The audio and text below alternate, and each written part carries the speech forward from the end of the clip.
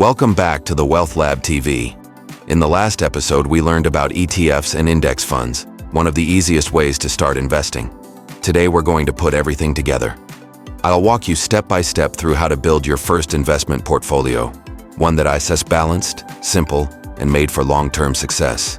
You don't need to be a financial expert to build a smart portfolio. All you need is a plan, and by the end of this video, you'll have one. Section 1. What is an investment portfolio? Let's start with the basics. Your investment portfolio is simply the collection of all your investments, your stocks, ETFs, index funds, and even cash savings. Think of it like a garden. Some plants grow fast, others grow slowly, but together they create a healthy, balanced mix. The same goes for your portfolio. You want growth, stability, and diversity. Section 2. The 3 building blocks of a portfolio. Every strong portfolio has 3 main parts: stocks or stock ETFs. These are your growth engines. They help your money grow over time but can be volatile in the short term. Bonds or bond ETFs. These are your stabilizers. They provide steady income and help reduce risk when the stock market drops. Cash or short-term investments. This is your safety net. It's money you can access easily if you need it, without selling your investments. Section 3.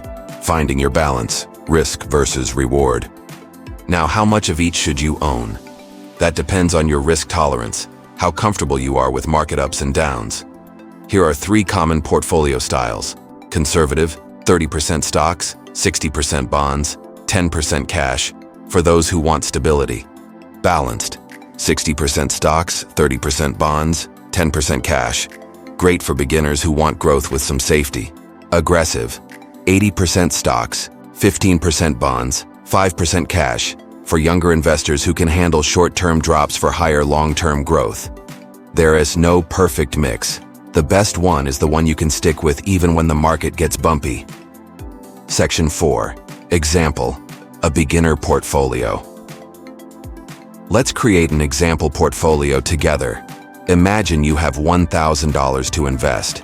You could build it like this: $600 in an S&P 500 ETF for broad stock market growth, $300 in a bond ETF for stability and income, $100 in cash or a money market fund for emergencies.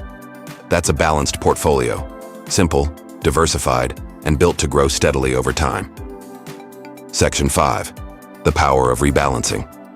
Over time, your portfolio will change. Maybe your stocks grow faster than your bonds, or vice versa. That's where rebalancing comes in. Once or twice a year, check your portfolio and adjust it back to your original plan. For example, if your 60% stocks have grown to 70%, you might sell a little and put that money into bonds to bring your balance back. Rebalancing keeps your portfolio healthy, just like trimming and watering your garden. Section 6. Common mistakes to avoid. Before we wrap up, let's cover a few mistakes new investors often make. Overcomplicating things. You don't need 20 different funds. 3 to 5 is plenty. Ignoring diversification. Don't put everything in one stock or one industry. Checking your portfolio every day. Long-term investing means patience. Let time do the work. So let's recap. Your portfolio is your investment garden. Mix stocks, bonds, and cash in a way that fits your goals and comfort level. Keep it simple, stay consistent, and rebalance when needed. In our next episode, we'll discuss how to set financial goals and create an investment plan that matches your timeline, whether it is 5 years, 10 years, or 30. If you found this helpful, please like the video, subscribe for more lessons, and comment below. What kind of investor do you think you are? Conservative, balanced, or aggressive? Thank you for learning with me. And remember, the best portfolio is the one that helps you sleep peacefully at night.